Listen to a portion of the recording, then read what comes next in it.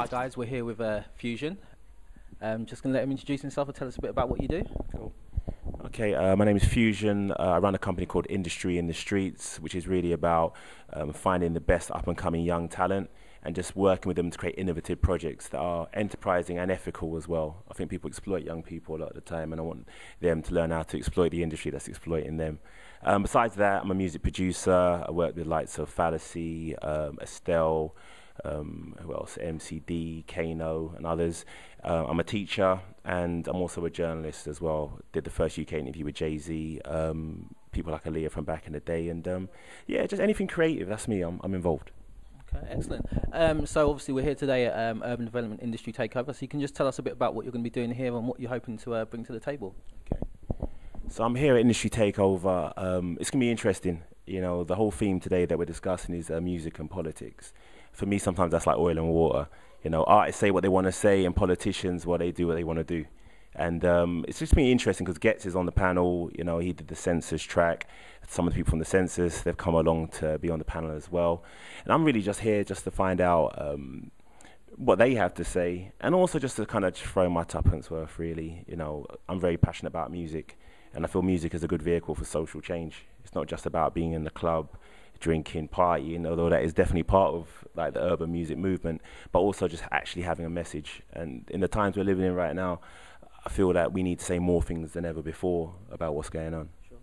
But the only point I'm trying to make is that we have some of the finest lyricists in hip-hop, in grime, yeah, in the English language in this country, yeah. The list from MCD to Skinny Man to this gentleman over here, Getz, Wretch 32, Low Key, Mike Righteous, Devlin. I could go on and on, but the point I'm making is that the American version of hip-hop is the one we see all the time.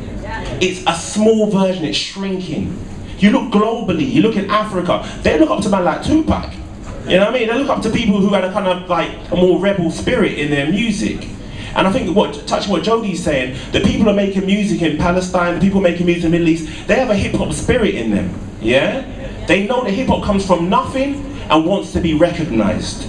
Getz can represent Lua, and that might be his struggle for the moment, but there are tremendous artists in this country who are talking about those global concerns this gentleman has raised. And I think my question has really been, where are they? Where are they? I'll tell you where they are. They're trying to be heard, and they're finding YouTube, Twitter, Facebook, all those avenues, and they would like a playlist, they would like to be heard, but the other problem we're facing, my friend, you're letting yourself down now. You're letting yourself down, yeah? The other problem they're facing is we're trying to eat, yeah? Everyone's got mortgage, rent, food, you know, all those things. And the pressure that a lot of lyrical artists are facing is to dumb down their content to get paid.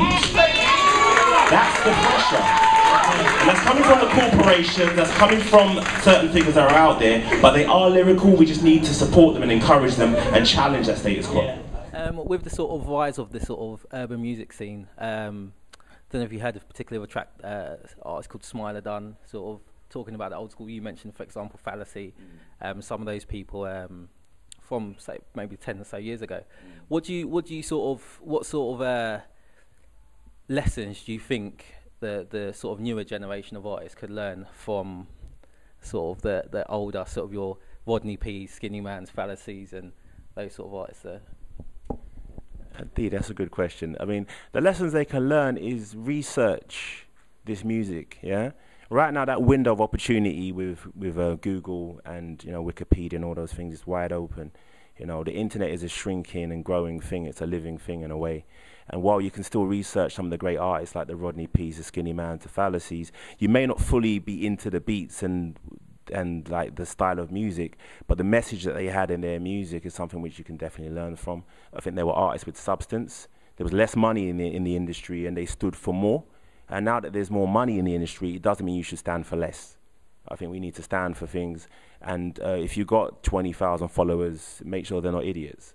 Yeah, the kind of people, you need to educate your followers, and you need to educate yourself in the industry, because at the end of the day, you know, artists come and go, but the messages we put out there stay forever if they're potent and powerful messages.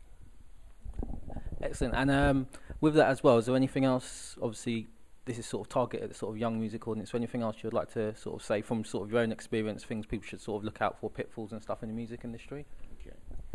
All I would say to the audience out there, it's an amazing time to make change. You know, we've got flip cams, you can throw that into a computer, USB lead, and you're literally straight in. You can upload content to YouTube. You've got loads of social network platforms. I'm not going to advertise them because they don't pay me, but the platforms are out there. And all I'm saying to you is, while you have those platforms, say something that actually matters.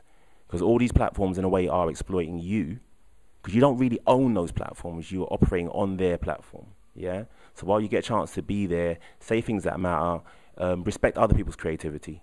If you're a great MC, there's someone who's operating a camera, they could be a great camera person. Don't look at them and think, well, you're just filming me. No, they are filming you, but they're also an artist in their own right. And really just create good art, I think, and try and make change if that's what you want to do. And finally, on a sort of lighter note, who are you sort of looking forward to here tonight, who may be performing, getting up on stage? You know, Industry Takeover, they always have new talent. There's a guy called Jerome Thomas. My students heard about him, and we booked him for a show that we did, and he tore the place down. He's going to be in the audience tonight. But I think tonight, when I looked on the bill, it's all about my boy Getz. You know, phenomenal grime minister. He's a don out here. So looking forward to his set. Big Cakes, you know. Yeah, always a good night, Industry Takeover. You know, talking and music and everything in between. Cheers for that. Plenty of real talk. Thanks very much. We can reduce music down to something which makes money, something which can be linked with a brand to help sell a brand, which can make people dance and jump around in a party. But I would never say that's what music is to me. Music is freedom. It's a freedom of expression. And in times of slavery, people weren't raving in the plantations. Yeah, they might have on the off day, you know what I mean, it might be a little bank holiday, but they were trying to get free. And it's the music, whether it's Wade in the Water, it sounds like a song we all know now, but that song told them to go in the water and follow the river, yeah? So while they're singing that, I always think about it, I think while they're singing that, did they tell the people on the horses guarding them, hey, this song's about us getting free later on today? No, they didn't. They kept it to themselves and they got free. That's why I'm here today. Harriet Tubman, all of that. When they got free and living in times of poverty, when they had nothing for them to live from or live through, they had the blues.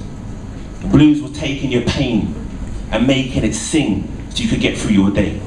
Yeah? We had jazz music. These are all forms of black music that don't appear on One Extra, or Radio 1, or most other places don't really get the shine they deserve as black music. But they're all music about freedom.